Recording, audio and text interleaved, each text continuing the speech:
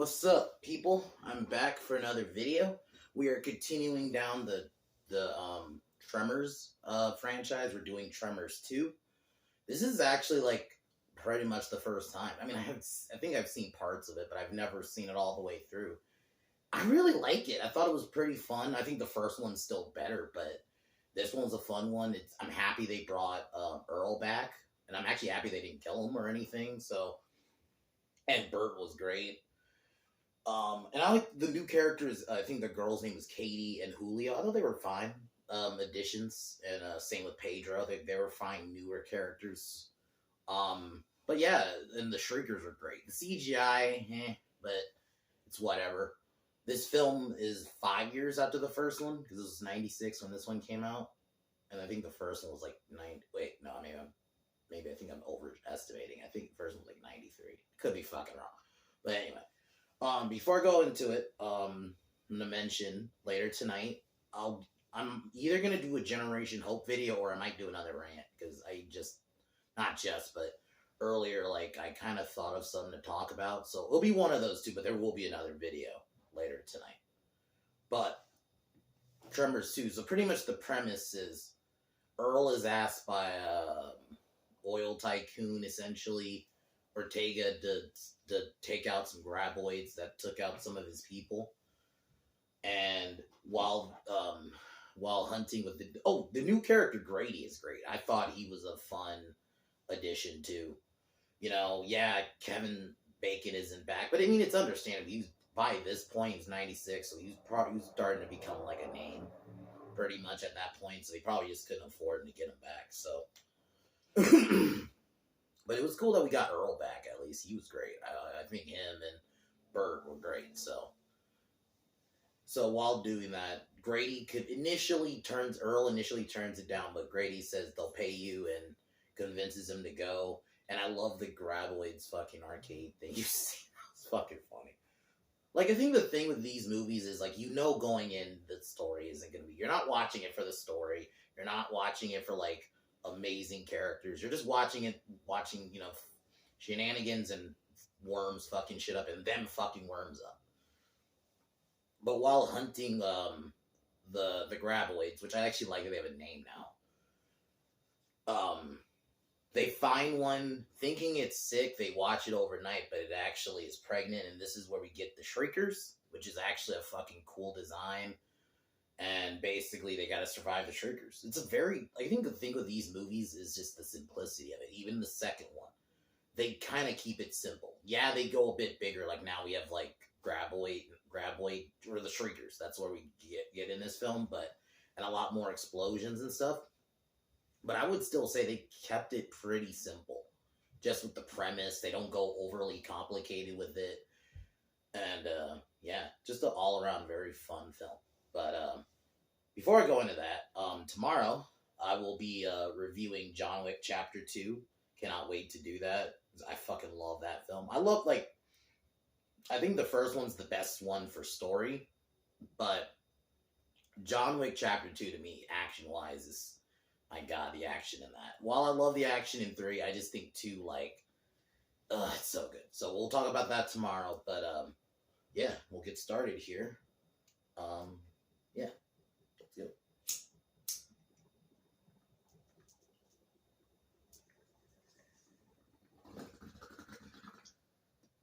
Film opens up. We see some workers at a construction site in Mexico get attacked by the graboids, and they die. And then we see Earl, who isn't doing well after his payout from, the events of the first one. Val and Rhonda have left. So, oil tycoon Ortega asks Earl to help him hunt the graboids that killed his men. Earl initially turns it down, but Ortega's taxi driver, Grady, he's like the comic relief of the film. I would almost argue they kind of all are, but especially him. I think he plays that role perfect. Sorry. Jesus. Anyway. So, and this is where we get the Graboid arcade thing. That was fucking funny. He convinces Earl to come because basically he says that the trip will be funded. So they travel to Mexico. They meet, I think seismologist, Kelly, not Kelly, she's the love interest. I could be wrong. I think I said her fucking name earlier and I forgot. But anyway, and Julio. And basically, what Earl does is attach bombs to remote control cars. I thought that shit was fucking great. He asks Earl for help.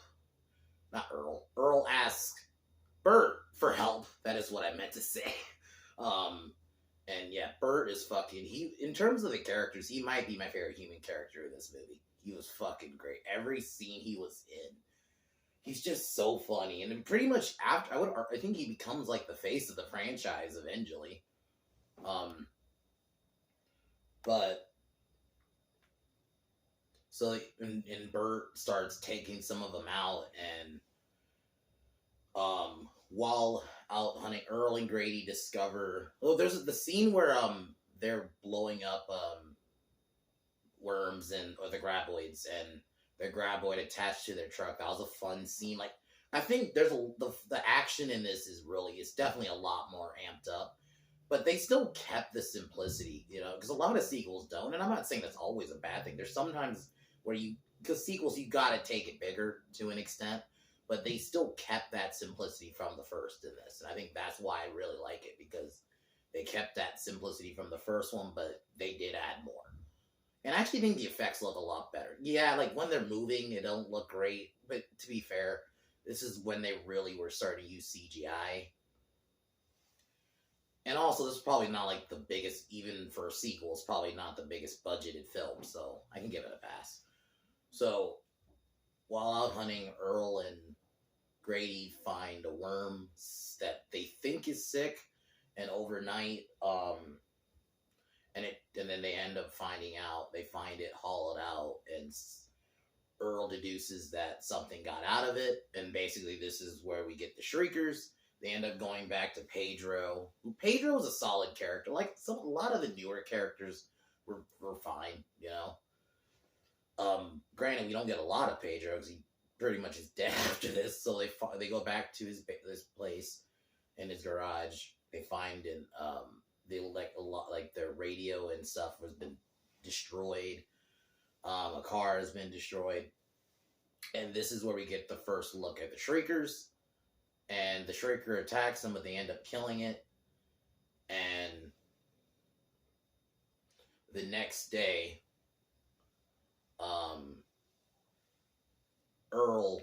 that night, fucking Bert is driving back to base and he gets attacked by the Shriekers and he starts taking them out. Like, he's such a just fun character. Like, every scene he's in is just, he's a fucking fun character. The next day, they have to defend themselves from Earl I keep saying Earl, I keep confusing it. Bert comes back, and it turns out one of the Shriekers attached themselves to his MREs. And this is where they start doing experiments on it. And this is where they figure out that they can basically asexually reproduce. They even use the term hermaphrodite. You probably can't even use that now. The practical effects are pretty good, and I actually genuinely like the design of the Shriekers. I think there's a cool look. It's a cool, design. And they also learn that they can't see traditionally, so they have to use infrared. And while this happens, the Shriekers start multiplying, basically overrun the compound, and they have to start climbing and trying to escape. They have to try to figure a way to escape their way out of there. Bert is locked in I said Bert. Kurt. Yeah, Bert. Yeah, that's his name. Fuck, I don't know why I got confused there for a second. Bert is hiding inside a bulldozer while everyone else is hiding on the tower, and they basically have to wait it out. And Earl's playing decide. And thinking about these movies, because they're shorter, but they're paced really well. Like, they get going pretty quick. And I gotta say, the kills are pretty good, And yeah, we didn't get a lot of like the traditional worms, but it was the Shriekers were a cool little stand-in. I thought that was a cool little concept. Um, Earl realizes that they can sense through body heat. He decides to spray himself with CO2 from a fire extinguisher and try to basically mask his heat. He goes inside the compound basically to get some explosives. He sets one up. It initially works for a bit, but then they realize he's there. He sets up an explosion, and you get some funny banter between Earl and fucking Bert. It's fucking great. Their dynamic is great. Grady's a great character. The girl character, I don't know why I fucking forgot her name. I said it and then I forgot her name for a second. But yeah, Julio's death was fucked up because he like gets like bitten, like chopped, basically chopped in half, essentially. It was fucking brutal. Yeah, so I gotta give it, the kills were pretty gnarly in this. But he ends up blowing the compound and the Shriekers in it. He gets the girl in the end. While Bert and Grady have some kind of funny banter in the end, and then kind of basically sets up for the third film, which I don't think I really even remember. I think I have seen that one. Because I think I remember seeing one of the sequels, just not the second one. But yeah, but I don't remember it though. So a lot of times, like with those type of movies, if I only watched it once, especially years ago, it's essentially almost watching it over again. So hopefully Tremors 3 kind of nails it, but I really like Tremors 2. It was a solid sequel. I really like the Shriekers. I'm happy we got Earl back. You know, I thought he was great. So we got at least have like a character carry over. Yeah, you know, Kevin Bacon not being in it kind of sucks, but it's understandable. By 96, he was a kind of a big name. I mean, he was already a big name before that. I mean, 84 because of Footloose and stuff. By 1996, yeah, he's already well known. So they probably just couldn't afford to get him back in the sequel. That's just probably what happened. But Grady was a great add-on. A lot of like the newer characters were fine. The way they explained how the Shriekers work was great. The explosions were great. Like just an all-around fun movie. Definitely recommend it. If you like the first Tremors, you'll like this one.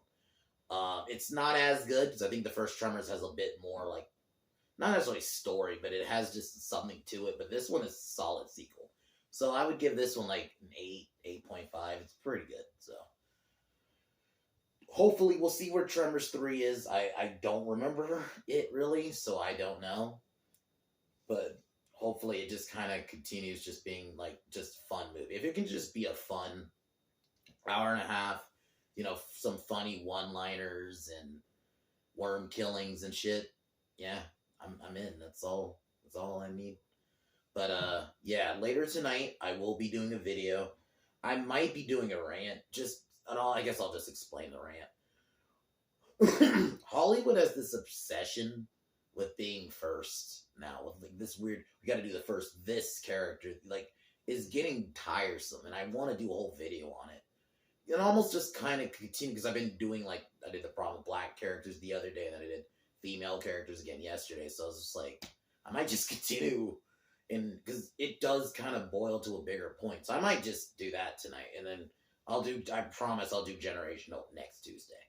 But, yeah, so I'll do that one tonight because Hollywood needs to get rid of its obsession with these firsts when they've already done it. So, but I'll talk about that later. But yeah, tomorrow I will be doing, like I mentioned, John Wick Chapter 2. So I can't wait to do that. But yeah, Tremors 2 is pretty fun. So I would watch it if you like the first one. But I'm going to peace out here.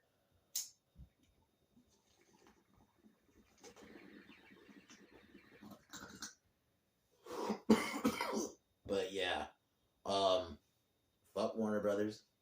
Fuck Disney. Fuck LeBron. Fuck Colin Kaepernick. Fuck Seth Rogen. Fuck Kevin Smith. And fuck the Biden administration. I'll talk to y'all a little bit later tonight. Peace.